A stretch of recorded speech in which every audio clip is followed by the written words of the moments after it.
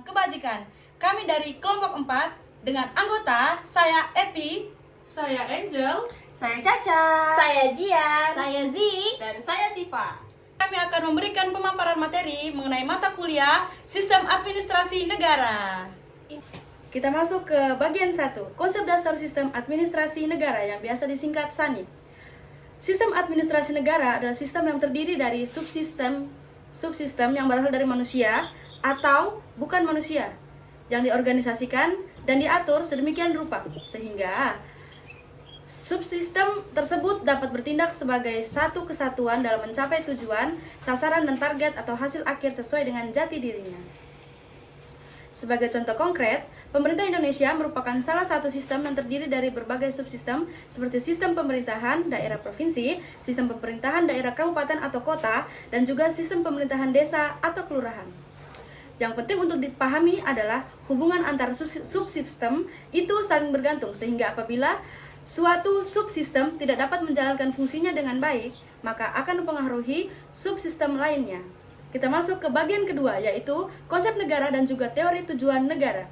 Definisi negara menurut para ahli yang pertama, menurut Aristoteles, negara adalah persekutuan dari keluarga dan juga desa guna memperoleh hidup sebaik-baiknya.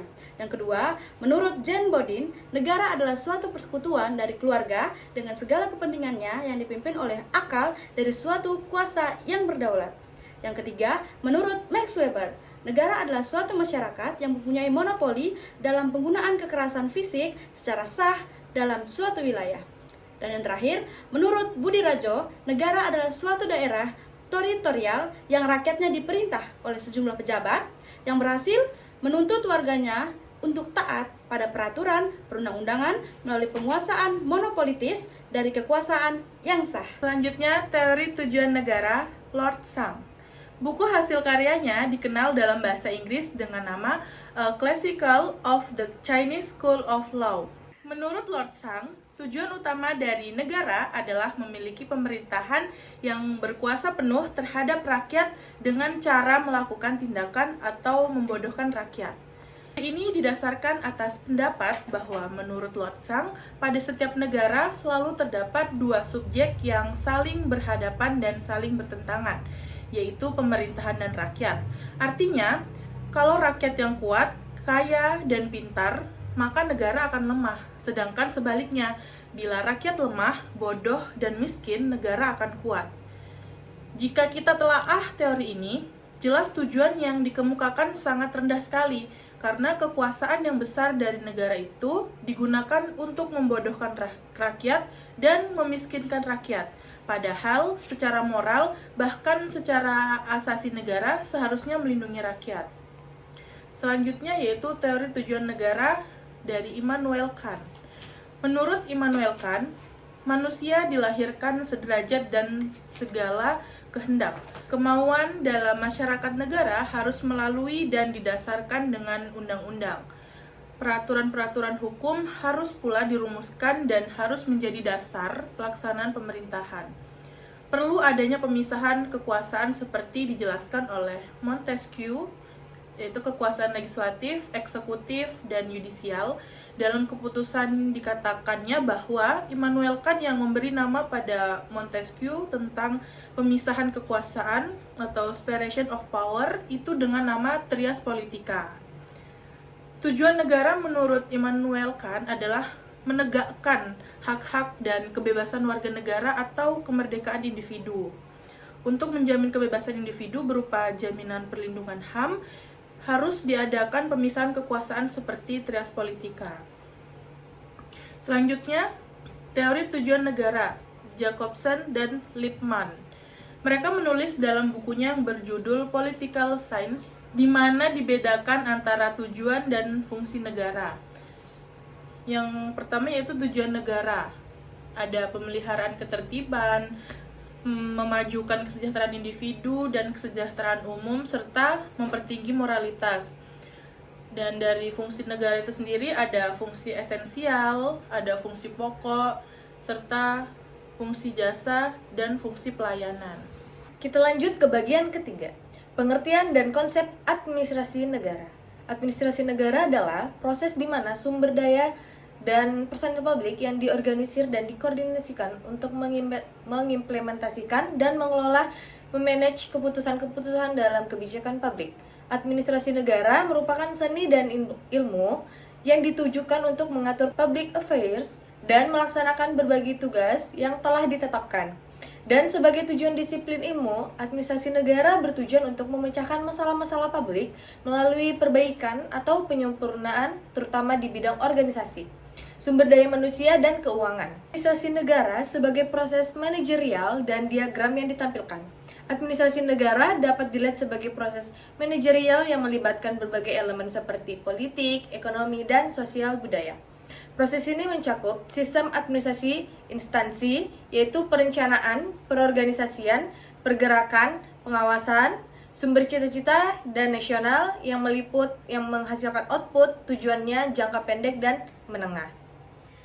Bagian keempat yaitu konsep sistem dalam administrasi negara.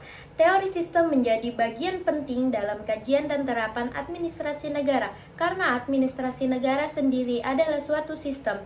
Pengertian sistem seperti disebut dalam Kamus Terbaru Bahasa Indonesia pada tahun 2008 yang dimana merupakan perangkat unsur yang secara teratur saling berkaitan sehingga membentuk suatu totalitas.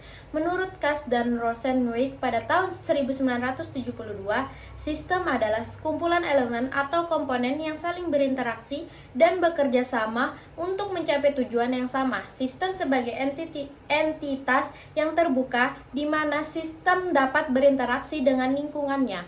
Pemisahan kekuasaan menurut Woodrow Wilson dan Frank J. Goodnow, pemisahan kekuasaan atas 3 cabang tersebut menimbulkan pertentangan di antara ahli. Menurut Woodrow Wilson dalam bukunya The Study of Administration dan Frank J. Goodnow dalam Politics and Administration, fungsi penyelenggaraan pemerintahan negara terdiri dari yaitu 1. Sistem politik, yakni segala sesuatu yang berkenan dengan kehendak rakyat maupun pemerintah. 2. Fungsi administrasi, yakni segala sesuatu yang berkenan dengan pertanyaan bagaimana mencapai kehendak tersebut. Administrasi negara sebagai sistem diagram menunjukkan bahwa administrasi negara sebagai sistem memiliki lingkungan fisik Trigatra dan lingkungan non-fisik Pancagatra, terdiri dari cita-cita dan kehendak bangsa, sumber dana dan daya, dukungan atau tantangan, proses konversi, struktur, proses pengambilan keputusan, pengalaman, dan keadaan pribadi aparatur, proses kontrol, good dan service, terdapat feedback atau umpan balik dan faktor conditioning lainnya yang mempengaruhi sistem. Baik, selanjutnya kita masuk ke bagian kelima, yaitu Sistem Penyelenggaraan Negara dan Pemerintahan atau SPN dan SPPN. Pengertian SANI atau SANKRI dalam konteks Indonesia, sistem ini dikenal dengan sebutan Sistem Penyelenggaraan Negara atau SPN yang merupakan suatu sistem penyelenggaraan kehidupan negara dan bangsa dalam segala aspeknya, dengan memanfaatkan atau mendayagunakan kemampuan aparatur negara dan seluruh rakyat. Dalam arti sempit, disebut dengan Sistem Penyelenggaraan Pemerintahan Negara atau SPPN, yaitu kekuasaan sistem penyelenggaraan, kekuasaan pemerintahan atau eksekutif dengan asas-asas pokok SPPN, dengan memanfaatkan atau mendayagunakan kemampuan pemerintah dan segenap aparatur pemerintah. Pengertian Sistem Administrasi Negara Kesatuan Republik Indonesia dalam arti luas, Sistem Penyelenggaraan Negara atau SPN, yaitu sebagai sistem penyelenggaraan kehidupan negara dan bangsa dalam segala aspeknya. Dalam arti sempit pula, Sistem Penyelenggaraan Pemerintahan Negara atau SPPN, yaitu keseluruhan sistem penyelenggaraan kekuasaan pemerintahan atau executive power dengan asas-asas pokok SPPN. Dengan memanfaatkan atau mendayagunakan kemampuan aparatur negara dan seluruh rakyat, pemerintah dan segenap aparatur pemerintah, dana dan daya yang tersedia secara nasional demi tercapainya tujuan, demi terlaksananya tugas nasional atau negara.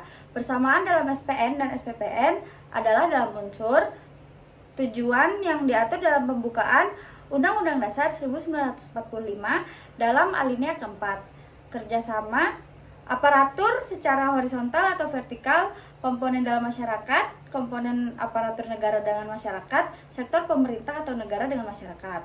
Sarana yaitu semua dana dan daya yang tersedia secara nasional, baik milik pemerintah maupun milik masyarakat. Perbedaan SPN dan SPPN. Sistem SPN dan SPPN memiliki perbedaan dalam hal unsur manusia dan tugasnya. Dalam SPN, unsur manusia adalah pihak aparatur negara dan seluruh rakyat. Tugasnya adalah penyelenggaraan kehidupan negara dan bangsa dalam segala aspeknya. Sedangkan SPPN, unsur manusia adalah penjabat lembaga pemerintah atau eksekutif dengan tugas sebagai penyelenggara keseluruhan kekuasaan pemerintahan. Lanjut ke bagian 6, yaitu landasan administrasi negara Indonesia. Landasan-landasan utama administrasi negara Indonesia memiliki beberapa landasan fundamental.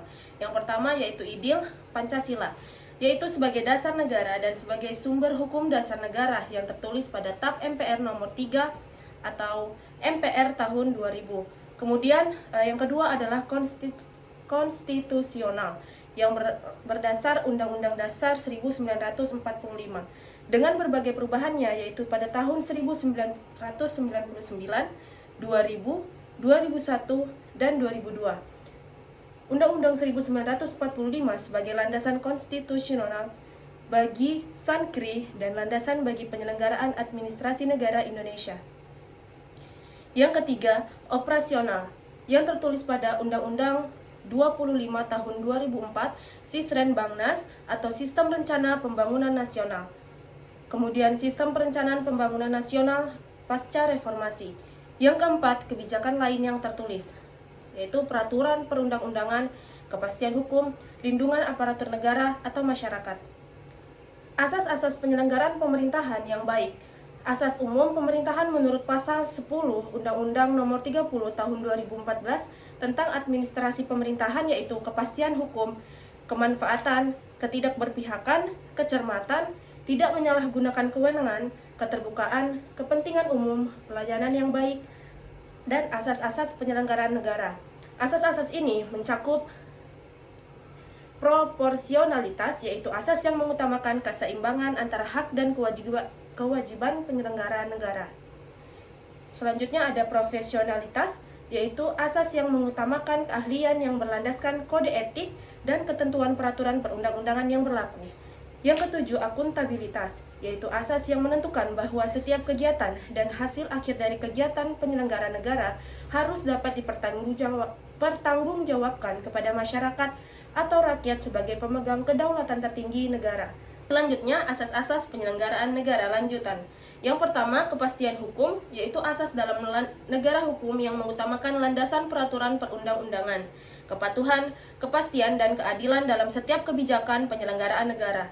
Yang kedua, tertib penyelenggaraan negara, yaitu menjadi landasan keteraturan, keserasian, dan keseimbangan. Yang ketiga, kepentingan umum, yaitu asas yang mendahulukan kesejahteraan umum dengan cara yang aspiratif, akomodatif, dan kolektif.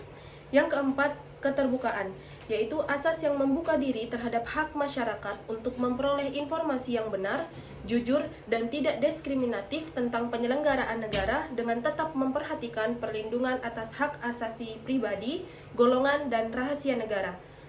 Kesimpulannya, materi ini memberikan pemahaman komprehensif tentang administrasi negara Indonesia, mulai dari konsep dasar sistem, teori negara dan tujuannya, pengertian administrasi negara, konsep sistem, hingga sistem penyelenggaraan negara dan pemerintahan beserta landasan-landasannya. Semua elemen ini saling berkaitan membentuk satu kesatuan sistem administrasi negara yang bertujuan untuk mencapai cita-cita bangsa Indonesia sebagaimana tercantum dalam pembukaan Undang-Undang Dasar 1945. Sekian paparan dari kami. Wassalamualaikum.